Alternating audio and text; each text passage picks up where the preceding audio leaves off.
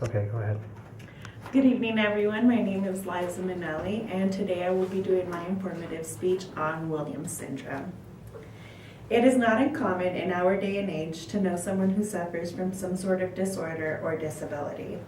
My husband and I have a friend whose daughter suffers from a rare genetic disorder called Williams syndrome. At first, I was unaware of what Williams syndrome was and the effects that it has on the individuals who suffered from it. There are many people who have never heard of Williams syndrome, which is why I want to spread awareness of what it is and the effects it has.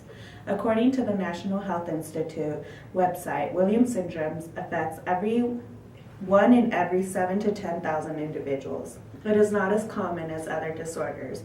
However, it has a very big impact on a person diagnosed with it.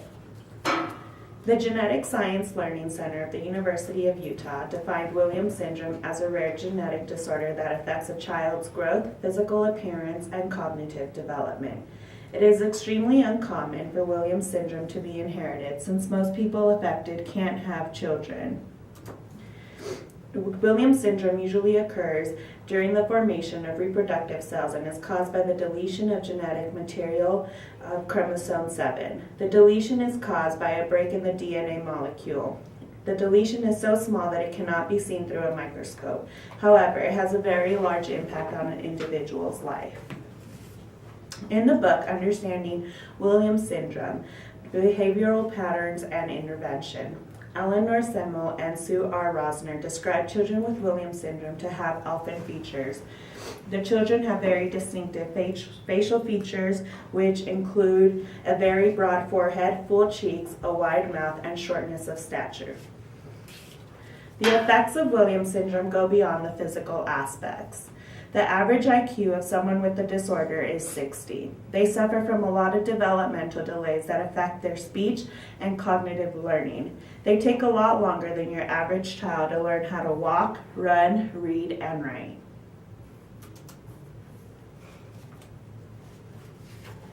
Aside from physical and developmental effects, children with Williams syndrome are subject to numerous health problems.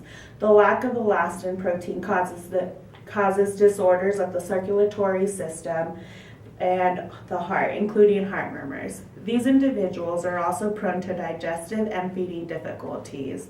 They get frequent ear infections and are extremely sensitive to certain sounds. It is common for these children to have dental abnormalities and delayed dental eruption. As mentioned earlier, they have learning difficulties, and it is not uncommon for them to develop ADHD or ADD. Unfortunately, there is no cure for Williams syndrome. As mentioned in the Williams Syndrome Association website, the treatment is symptomatic and varies for each individual. The treatments are based on each symptom. However, each child is continuously monitored and evaluated for future risks. In conclusion, Williams syndrome is a very serious genetic disorder. The effects of it ripple far beyond the affected child.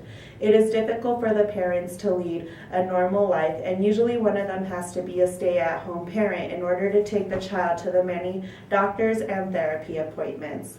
Once the child reaches an age where they can go to school, they are still unable to lead a fully normal life. It is my hope that more people will spread awareness of this genetic disorder. And if anyone wishes to learn more or to donate to the Williams Syndrome Association website, they do support a lot of Williams syndrome research.